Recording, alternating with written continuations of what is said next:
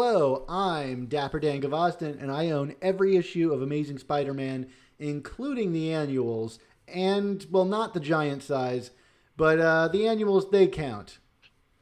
Okay, and I'm the mischievous Mark Giannacchio. I too own every issue of Amazing Spider-Man, and the giant sizes. And I guess I got to get those new giant sizes because if I own the old giant sizes, then uh, I'm gonna say they count. So we got to make them all count, but the annuals don't count. You got that? You follow my through line here, Dan? I got it. I feel like, Mark, now it's time for you to go on the offensive, because claiming that giant-sized counts is an appropriate counter to my claim that the annuals count. I mean, I think anything counts if you can make the joke giant sized man thing about it, right? Oh, all right. Anyway, Okay, this all this right. this episode's getting bad. Okay, all right. Welcome to the Amazing Spider Talk, everybody, the show where two fans and collectors uncover the strange, fun, and fascinating history of the Spider Man comic universe. Thanks, everybody, for joining us for a review episode of the Amazing Spider Talk. Today on the show, Dan and I are going to be discussing Amazing Spider-Man Volume 5, number 61, Legacy number 862, called Let's Try Something New, which is written by Nick Spencer, with art by Patrick Gleason, colors by Edgar Delgado, letters by VC's Joe Caramagna, and a cover by Patrick Gleason and Edgar Delgado. This issue was first released on March 10th, 2021, and Dan, let me be the first to say, thank goodness I got all those names right. Awesome, Mark. Well, I think the title for this issue is actually really appropriate. Like, let's try something new. And it reminds me of the Monty Python, and now for something completely different. And I feel like that was the spirit of this issue. It opens with an image of Kindred, but if that opening page wasn't really there, I think you'd be hard pressed to tie in this issue with what has been kind of dominating the book for the past, what, 4 or 5 months now. This really felt like something new, or maybe even a return to something old, like the earlier issues in Nick Spencer's run. And I'm curious to see how you reacted to that, because I have my own thoughts about it as well. Yeah, I mean, I'm of two minds of it. I mean, like I certainly enjoyed it, and like you said, like it kind of was a throwback um, to some of the earlier Spencer issues, of which were I felt the better issues of this run overall. But I hesitate a little bit because I feel like we're going back to revisit some stories that were dropped in favor of Kindred, and with Kindred being at the beginning. Now, granted, it was kind of to be like, yeah, I've been through a lot lately because of this guy, but we're moving on today. Um, I don't know. It just makes me wonder, like, is the whole tone and shift of this book is the whole tone of this book going to shift again when we need to go back to the Kindred well, and like like I still worry a little bit about getting kind of yo-yoed around with this book, but we're gonna kind of continue to operate in a vacuum, I guess, when we talk about these comics for a little bit. And I'll do, or at least I will, with some of this, and so we can talk about some of the specifics here. Does that make sense? Yeah, absolutely. I mean, I was joking, on a previous episode. In fact, I think it was the one that we just released into the main podcast feed. If you're listening to this now on Patreon, is that, like, man, it would be really hard to have something like Kindred hanging over this book and suddenly switch back to lighthearted storytelling. And that's exactly what we got here.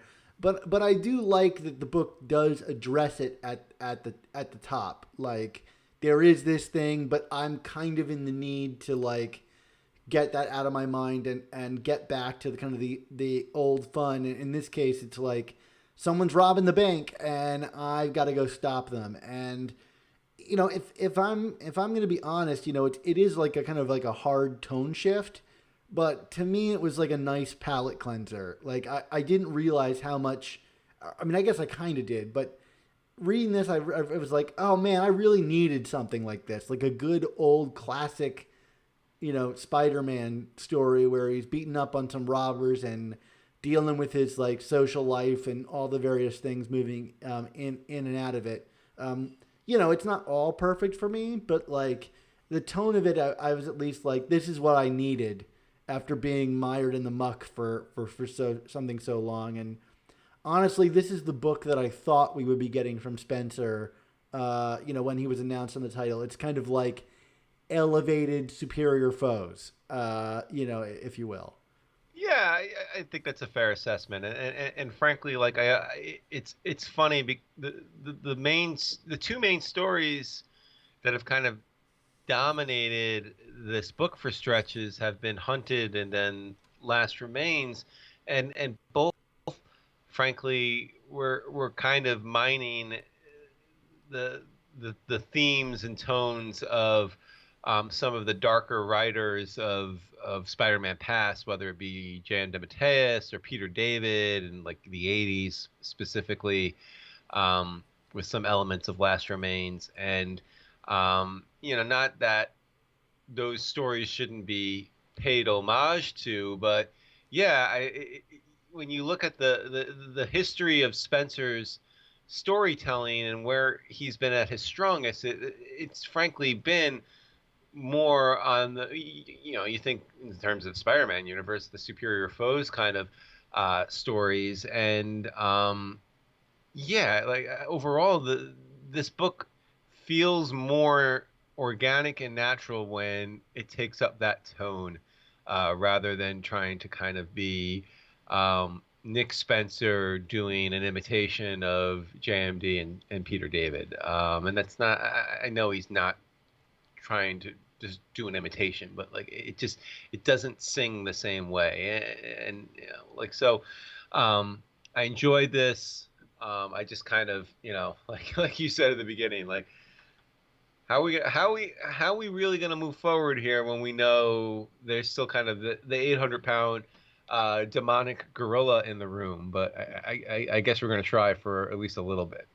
Yeah, and that's not to say that I don't like Spencer's more dark writing. I think like you and I are on the record of liking the last few issues, quite a bit. I mean, I think issue 60 is probably one of the like darker nights of the soul for Peter Parker, if you will, having him like literally crying on the pages of the book. It is hard to reconcile that guy with this guy, but I appreciate the kind of like Peter Spider-Man always gets back up and puts himself back in the ring that this book kind of feels like. It's like, well, things have been hard, but I can find an escape in other aspects of my life. And some of the stuff here really worked for me in terms of balancing that. Like I love this meeting between Kingpin and all the kind of like gang lords. It's dark and there's a lot of like threat and menace going on here, but then there's also humor. Like when Kingpin says like, "I want you all to get Boomerang," and everybody says at the same time, "I hate that guy," and that really worked for me. That was a good laugh out loud joke. It's like, of course they all hate Boomerang. Whether that be from their memory of superior foes or what have you. Yeah, I mean, like if Nick Spencer was to retire from comics tomorrow, um, his legacy on making Fred Meyer's Boomerang into this compelling, comedic slash semi tragic character, I think would be enough to, I would say, rest his laurels on. And of course, he will do.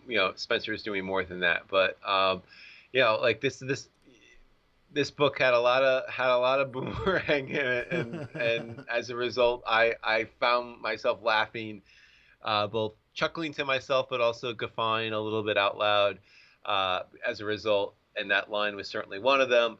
I know I kind of criticized the reveal of all of the mob bosses in the last issue, but I kind of liked the interplay here and kind of getting little taste of everybody's personality and stakes. Owl and Hammerhead kind of. Was it Hammerhead? I'm trying to remember now. Yeah, It was yeah, it Owl and was Hammerhead, Hammerhead. right? Yeah. Yeah, kind of, pushing down on each other, and like also like this was a good, I think, establishment of kind of like the status quo of Mayor Fisk and what it means for these characters. I mean, I'm not reading a lot of the other Marvel books where Fisk is a character, but this was kind of a good um, explainer for me as someone who's not as plugged into to what else is going on in relation to this. So I liked that it laid all that out, and I liked that a year after he almost ended the entire run of Amazing Spider-Man, we got some more GOG finally, right? Well, that's the hilarious thing you bring up. It has literally been a year since we saw Gog in this book. I guess we saw him sleeping at the foot of a bed in a panel, maybe. But like, man, Right. what a delay on following up to that story. Oh my god, a whole year. But yeah, I thought this was charming enough. The idea of Gog becoming an Instagram sensation. It is a little weird to have some of like the larger than life supernatural, superheroic stuff show up so immediately in Peter's life, like, and to be advertising it as such, like, hey, we've got an alien creature that lives in our bedroom. I'm still a little like, especially in that they're actively advertising it, makes me a little bit weird. Yeah, there are some things that don't add up there, and yeah, as someone considering Peter still seems to at least pretend to have some discretion about his identity and whatnot. That struck me as kind of weird. Um, but speaking of discretion, the other big, of course, reveal of this issue is, and it relates to Peter's unemployment, but it's the new costume that he got from courtesy of the Threats and Menaces team of Nora Winters and J. Jonah Jameson. And Dan, I'm gonna have to imagine you have thoughts about this costume, so I'm gonna let you go at it here. Well, I mean, just first and foremost, I love that we're bringing Peter back into the fold with Jonah and revisiting that story and making this more kind of like an essential part of what's going on in Peter's life. I loved the line when he re-enters Threats and Menaces as Peter, where he's like, the one downside to having a secret identity is you get the tour twice. And to me, that's like, that's a great like Peter moment in this book. And I really appreciated that. But we get this new costume, which we'd seen advertised. And I think the immediate reaction to this costume online was like fairly negative. Would you say? Uh, you know what? I must have had. I was on Twitter this week, but I didn't see a lot of the reaction to this. So you're actually surprising me. So there was a lot of negativity, Well, huh? no, I mean back when it first debuted, like when they solicited that there would be a new Oh, costume. I see, I see. Okay, gotcha. Yeah, which I guess speaks volumes that like I didn't see a lot of like reactions this week to it. So the fact that it seemed kind of quiet, because that's the thing. I think in the context of this story, it all makes sense. I think this is a very fun, unique way to bring in a new costume, and they do it in a way that we haven't seen in a real, I don't think ever seen quite like this, but like certainly like it's not like Peter. I think it would have been different if Peter made this costume for himself, and like people would be like, I could see like why people would be negative, like what is this about? But now that like the reasoning behind it is clear, it's like, oh, of course it's gonna kind of look a little tacky and be a little weird because this is a money making scheme from by Jonah and Nora. Like it's total commercialism here. Well, there's almost like a meta commentary just in that like costumes are a money making scheme, or have been a money making scheme in the Spider-Man books over the years. Like, no better way to get people to buy your comic than to introduce a new costume. And here we're introducing a costume explicitly to make money off of it. I can't imagine that that's an accident.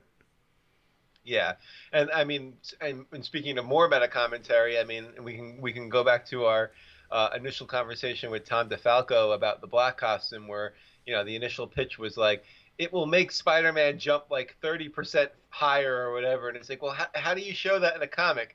And that's kind of what you have with this suit here. It's like, well, he's stronger, he's faster, his spider sense is augmented.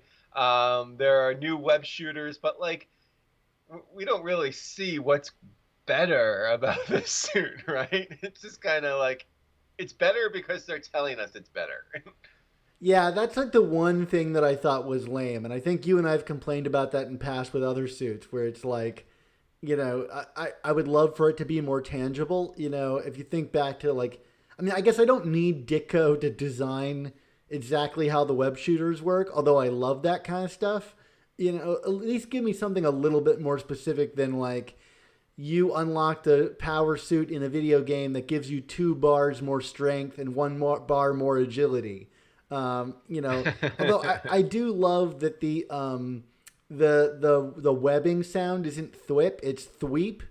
In my mind, that like is kind of like the sound of photography or like the click of a shutter. Yeah. And I thought that was really clever. In regards to the design, I'm curious what you think. I mean, it's growing on me. I think the image they used to introduce it in the solicitations was like, I think it's the covered in the next issue. I don't love, but Patrick Gleason made me like the design of the suit here. I'm still mixed on the color scheme of it, but I thought it was fun within the pages of this book. Yeah, I would agree with that. I mean, I'm still not entirely sold, but yeah, I like, and when you actually see like the utility of the suit, it does make you wonder, why can't it just be his suit? You know what I mean? Yeah. Or like, why not lean really into the commercialism of it and like, just have it like have like the Threats and Menaces logo on it or something. You know what I mean? Like kind of like just doing like an off-color spider suit doesn't make a ton of sense for me. Also, and maybe this kind of ties into our first live episode of the season about Roger Stern, where I talked about questions that no one was asking. Well, I guess I'm asking the question right now. Where did the suit come from, Dan? Because I don't think, unless I missed the memo, I don't think Jonah and Nora Winters are making this tech in the back, are they, at the podcast studio? Well, that's my big wonder, and but it's not really dangled out there like it's a mystery, right? It's just presented plain and cold.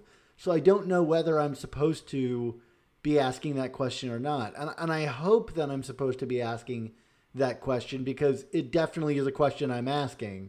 I feel like I just tied myself into a loop there in that sentence, but I wonder if this particular color scheme has something to do with that because I can't figure out any good reason for it. Like you said, like why not really lean into the threats and menaces of it all or into, I could see them revisiting the kind of like Spidey suit from that What If where he's got a cape, right? Like if he's going to be a showman, why not lean into that a little bit? I don't know what sleek silver and glowy lights. Well, now that I'm saying it, it does sound pretty good, but, well, it's also it's kind of like a spin on the Future Foundation suit, frankly. Yeah, definitely. But yeah, because it's got the unstable molecules and all of that stuff that make it up. My immediate mind, whenever it is dealing with Jonah, is that like he made some kind of deal with the devil in order to make this happen. Like the classic Jonah thing is like, right? He hires the Scorpion. And it backfires horribly on him, and, my mind immediately in terms of this color scheme went to like Spider Slayer. Now, do I think Jonah would hire the Spider Slayer? Not in a million years, but like, my brain already went to like, well, that's a character we haven't seen forever because he's dead. But like, who knows? Like who would build something that would look like this? And that's where my mind went. And right. I don't know. I don't have any meat behind that, but that's where my mind goes, at least. um, anything else about this subplot that came out to you? I mean, what did you think about Spider-Man selling, well, not MeUndies, but essentially, I mean, like the meta is off the charts here. I mean, which is also kind of like Nick Spencer at his best, but also kind of like, is this really appropriate in a Spider-Man book? You know what I mean? Like it's at his best, but like I don't know, like a lot of meta, like so much meta here. It is really silly, and I think I had expressed it like I don't know how to land on like the pop culture references and stuff like that in books. It's always been a part of Spider-Man comics, but I remember when there was like the Suber, when he was like the superhero that was like swinging people around the city like their own Uber, and I was just like, I don't really buy that necessarily, but whatever. I thought this was more organic. Like I could see Peter, who we've long talked about him not having any way of making money, getting caught up in something that, it feels like a situation Peter might find himself in. I mean, the thing that I like most about this, beyond the suit element, is the dramatic potential of it. The idea that, there's that like Spider Island thing of like everyone got to be Spider-Man. Right. And they're playing into that theme here too, which is like everybody gets to observe what it's like to be Spider-Man. And then to have Jonah just kind of like as a backseat driver, commenting on everything and putting lines in his mouth. There's a whole other like kind of meta commentary, which is like fans of Spider-Man, telling Spider-Man how he should actually act or behave or whatever, our backseat drivers. The kind of thing that I'm always worried about, you and I being on this show, is like, well, I'd be better if he said this or that or the other thing. And here people actually are given that ability to do that and get Spider-Man to say the things that they want. I think there's so much potential for Jonah getting like a front row seat to everything Spider-Man's doing and being the guy that gets to like edit what goes out to the public. I mean, this is going to immediately backfire. Can we agree on that? Oh, 100%. I mean, this gets to like the whole like, well, what if Spider-Man causes property damage? Like, do they get to sue Threats and Menaces now? Like, where does this all go? Like, this is not going to a good place, and anytime something's not going to a good place, I'm on board because that's a Spider-Man comic to me. What did you think of Robbie's kind of response to Robbie seems to be the voice of the conscious of the world, the moral center yet again. Like we're gonna do journalism the old way, but it does make me wonder if we would say Robbie's a dying breed, but also like his form of journalism, frankly, is dying. So part of me kind of felt pity for Robbie here because it was like, oh man, you are about to eat your lunch, and I don't know if you know it yet. Yeah, I mean, that's something I'll be very curious to see how it plays out just like over the next decade, is like as the New York Times and print like and real journalism loses its foothold, how that's reflected in the pages of this book with the Daily Bugle. Like it's the kind of the weird thing about like Hell's Kitchen in the Marvel universe, where it's like, oh, gritty and dirty Hell's Kitchen, where your apartments cost $3,000 a month to rent, Right. Yeah. in real world New York. So where there's a Starbucks in every corner. right. So yeah, I mean, I thought that this was a nice note that like he's still kind of on a high horse, which is appropriate. And then, I guess you could say it's kind of like using the paper for his own purposes. He, of course, is directing the paper to investigate Tombstone and his daughter, who he doesn't know is currently dating his son Randy, who, right.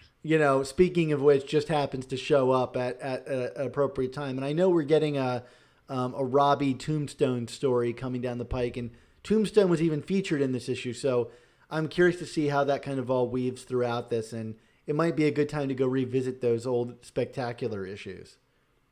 Yeah. Oh yeah. I mean, always a great read, and friend of the show Jerry Conway, his self-professed favorite story I think he wrote. So well, at least in the newer era. But yeah, very very opportune time. Like, hey son, I haven't seen you in forever. This is I'm about to launch this investigation into your the girlfriend I don't know you have. Exactly, exactly. So then we return to Kingpin, and I think the question we were all asking is like, what is Silvermane gonna do in this instance? He's just a head on a table, and I still don't know that I have an answer for that. But his head does push back quite aggressively against Kingpin, and Kingpin offers his get out of jail free card. Which is Um, literally that. yeah, I thought that was kind of silly, like especially for villains who are in and out of jail constantly. Right. Well, and um, especially for Wilson Fisk, it felt a little too clumsy from him. You know what I mean? Like, why, like this is one of the most powerful men in the Marvel universe. Why is he literally offering a card that it seemed a little too cute for me? yeah, especially the logo on it with like, what was it, like Iron Man blasting out of like a prison or something. Yeah. Yeah, I thought it was a little silly, but I mean it's fine. So we come back to Spider-Man, and he's been kind of like fighting this squad of villains that are kind of like mostly superior foes. You've got like Shocker, who I hope stays active in this story, and we address the why he's not the head of the Magia still. Yeah. Um, Like he should be Hydro Man. carrying Silvermane in his bowling bag or something, right? I mean, Yeah, exactly, exactly. But when Spider-Man defeats them, he discovers, oh no, they were just the distraction, and they are calling themselves the Boomerang Revenge Squad, which, of course, that was very. I don't know. I thought that was very appropriate, and I yeah. got a good laugh out of that there. And it's a distraction because Kingpin knows how to get to Boomerang's heart, and apparently that is through Gog. And Mark, I'm just gonna say it. This didn't really work for me as a cliffhanger because I don't really care about Gog. I mean, they made me care about him, but it's been a year since we've seen Gog, so like the level of emotional investment I put into that ending is not as high as I think they want it to be. Yeah, I agree. Although seeing a sniper scope over poor innocent Gog, it gives put shivers down my spine. But no, I mean, hey, we just got a dog this summer. We love dogs. I love pets. I mean, the bond of human pet. But but you're right. I mean, it's like um, we are literally reintroducing a character we haven't seen in 12 months to create drama. You kind of have to see through that a little bit. Yeah, right. It's the like, hey, remember this guy? Now he's gonna die, and Yeah, right, right. I don't really buy that for one. I mean, I also it's like like when we start getting Gibbon, and you're like, well, what's gonna happen to Gibbon? I also like. I don't know how I like. I mean, he's not an actual dog, but I do feel like, for as bad as Kingpin is, I feel like he wouldn't hire a sniper to shoot someone's dog. I just feel like that might be a little beneath the Kingpin. But I mean, he hired a sniper to shoot someone's aunt, so Right. who am I to say one way or the other? Who Um, knows where his line is? so Patrick Gleason, your thoughts Great. on Patrick Gleason here? No, I mean this issue works in large part because Gleason's great throughout. I mean, and I shouldn't say that like the writing isn't any good, but you know what I mean. Like it's I mean, as much as I loved all the Mark Bagley we've been getting lately, like Gleason's kind of in another league right now. I love seeing his stuff in this book, and yeah, I mean he just really captures heroic stuff well, but also like the out of costume stuff well. I mean, everything seems to be clicking with Gleason. Yeah, I agree, and I actually thought that this was like a real step forward for him in terms of like out of costume stuff. I felt like his Peter kind of like really kind of felt more like solidly placed. I mean, he's a different interpretation of the character than we've seen, but it's a little more like bold. It's more cartoony. In many ways, it kind of reminds me of the more romantic Romita Senior stuff. I mean, not Mm. in any way like inked the same way or whatever, but it's a kind of more square jawed Peter Parker. But this felt more recognizable to me, and I enjoyed seeing like his Kingpin is frightening. He's just got a real good grasp on all these characters, and it felt like a comfortable place for him. And you're right, he made the costume look really cool. And anytime Spider-Man's fighting, the pages are just full of detail, like the Hydro Man, water splashing as Spider-Man punches his way through it was beautiful. So I'm all there for that. So yeah, I mean that's Amazing Spider-Man 61. I'm going to ask you one more question before we give our grades, which is, I think this is a really funny book, and the humor is very playful. I think in terms of my grade, one thing that I'm really waffling on is like things like the Me Undies stuff. Um, I can't say why really like some of that stuff sends up a red flag to me. Like it's maybe like too jokey, like too extra for the grounded world of Spider-Man. Mm. Do you feel that way at all, or like is it just maybe more that it's like been a hard tonal shift? I don't completely disagree with you, and like, I mean, my issue is more like you said a few minutes ago. Pop culture references are not new to this book, but there's a difference I think between you know Stan Lee making a joke about like George Burns or something, and like some of this stuff that's coming up here is so clearly going to be of this moment and this moment alone in time that it's not even like 2 or 3 years from now, but like 6 months from now, some of this stuff is just going to feel so dated. And to me, that's a risky proposition to be bringing into your comic.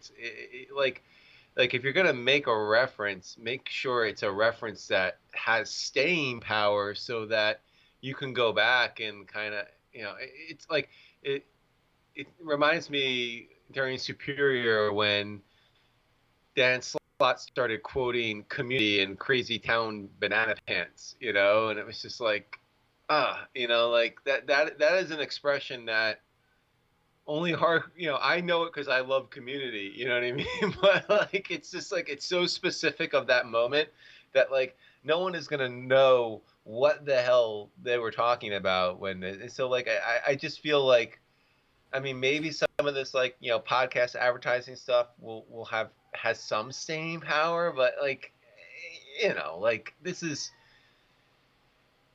like this or a joke about Squarespace or whatever. Like this is gonna be such a flash in the pan when it's all said and done. And I think like if you're gonna use those bullets, like use them for things that clearly are gonna last. Like there are plenty of things in our zeitgeist right now that are not going to be like literal like there and gone in 10 minutes. And I feel like this comic kind of situates itself on a lot of those flash in the pans, and that's unfortunate for me. Does that make sense? Does that answer Yeah, your yeah, that question? makes sense. I feel like the Me Undies thing didn't seem as egregious to me as like in the pages of Nonstop Spider-Man where we got a Bridgerton reference, which Right. I'm like, Oh how did yeah. they even do that? Like that show Yeah. literally came out like a week ago. I don't know when they printed that comic. It's kind of amazing, especially considering that comic was delayed like a year. Um, Yeah. but yeah, that felt like I mean Bridgerton will be here and gone more than Me Undies, which which is interesting to say. But maybe I'll be wrong about that. But yeah, I think for me it's like the Kingpin flipping out like a get out of jail free card. It's just too silly for the gravity of that character. But it didn't bother me so much. But I just thought it worth bringing up because I know that Nick is on the sillier side of things.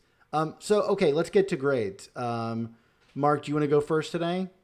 Sure. I'm going to give this a B- because I think that there was a lot to like here, but also kind of a lot of frivolity. And, again, fool me once, shame on me, whatever. But, like, I just want to make sure that, like this break in tone is not going to be pulled out from underneath me again in 2 months' time again. And I'm going to give this a solid B. I thought this was a really strong start to an arc. I'm eager to see where all these kind of dominoes fall. I think there's a lot of good setup here, and I had a lot of fun with it. This is just a good classically told Spider-Man story. I'm ready for the villains to kind of make their more grand appearance, because that's what this, I mean, there's a meeting with a bunch of villains, but I haven't seen how the antagonists are going to play out yet, and that will be really where this kind of gets decided for me. But I think in terms of setup, like, I've said this many times before, so we'll see what ends up happening, but this was a really solid start to a new storyline, so I'm looking forward to it. Awesome. Well, Dan, of course, it is that time for all good things to come to an end. So we want to say thank you to you, the listeners and viewers, for tuning in to this episode of The Amazing Spider Talk. This episode was edited by Rick Coast with production support from Andy Myers. Our artwork comes handcrafted by artists Ron Friend, Sal Buscema, and Ray Sumser. Our theme songs were produced by Rylan Bojack, Tony Thaxton, and Spider Madge. This episode was originally released on Patreon as a live stream hangout with us back when the comic was first released. So if you'd like to help support our show's continued existence and these reviews while joining us on the live stream, why not head on over to our Patreon and sign up. So, Mark, until I convince you to live stream your entire life, what's our motto? Oh, man. I fear for that day. Our motto is, with great podcasts, there must also come the amazing Spider Talk. Two men who know the angles, uncover and untangle all the questions and the webs left out to dangle. Be in 1962, last Wednesday's afternoon, they'll bend your ears with reckless self-abandon.